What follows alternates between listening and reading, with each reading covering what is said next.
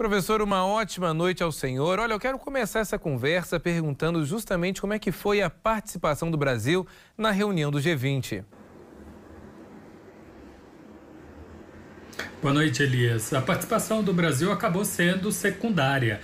Tirando a Rússia e o Brasil, todos os chefes de Estado dos demais países estavam presentes, então era uma grande oportunidade de mostrar uma posição geopolítica conjunta, ou seja, uma tendência de um universalismo, trazendo para ali diferentes temas conectados ao assunto central que é daquela reunião, a economia. Especificamente, o documento final, apesar de não ter aparecido muito nos noticiários, chamou a atenção a temas importantes. O primeiro, a necessidade de desembolar na Organização Mundial do Comércio as tratativas sobre o protecionismo na área da agricultura, e um tema muito importante para o caso do Brasil, a determinação de que os países não devem desvalorizar as suas moedas, nem presente, nem ter metas no futuro, para aumentar a exportação. Algo que aconteceu na nossa história nos 2 últimos anos. Lembrando, né, o câmbio estava em dólar 3,80 centavos e agora acima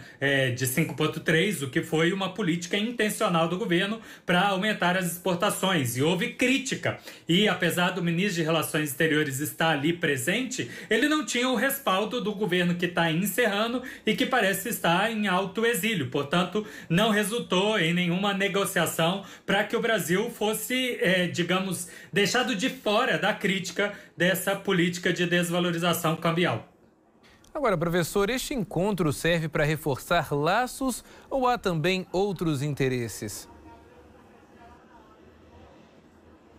Historicamente, o G20 ele é apenas um foro de encontro que foi construído com o objetivo de forçar laços para já ir negociando em grandes encontros que virão no futuro, seja dentro da Organização Mundial das Nações Unidas, mas que nesse caso não foi o que aconteceu, já que a Assembleia Geral acontece em setembro e por questão de agenda o G20 veio depois. Mas como eu comentei há pouco, foi sim um momento para preparar terreno para a Organização Mundial do Comércio e também no primeiro trimestre do ano que vem o encontro do Fundo Monetário Internacional e do Banco Mundial. Portanto, seria uma oportunidade de ir construindo um consenso.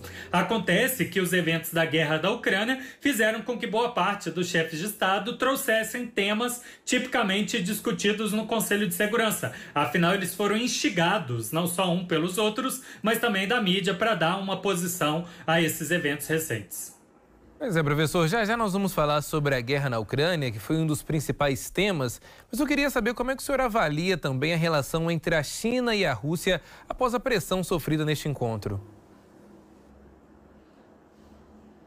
Pois é uma relação um tanto quanto dúbia do lado chinês. O Xi Jinping ganhou um 3º mandato e tem reforçado esse tipo de posicionamento. Andou tendo ali umas rusgas com o primeiro-ministro do Canadá, que divulgou informações secretas, né, numa conversa de portas fechadas, e o que demonstra que, de fato, tem esse tipo de diplomacia e mantém essa diplomacia com a Rússia. Apesar de publicamente a China ter dito que qualquer anexação do território ucrânio é inadequado, a China votou contrário, né, à discussão do tema da guerra no G20 e também adotou uma política um tanto quanto dúbia perante os países ocidentais. Apesar de ter se mostrado no interesse de estreitar relações, não atendeu a essa demanda de ser mais enfático na crítica para a Rússia. Talvez porque tenha lá os seus eventuais projetos futuros, também geopolíticos, de posicionamento de territórios fronteiriços da China.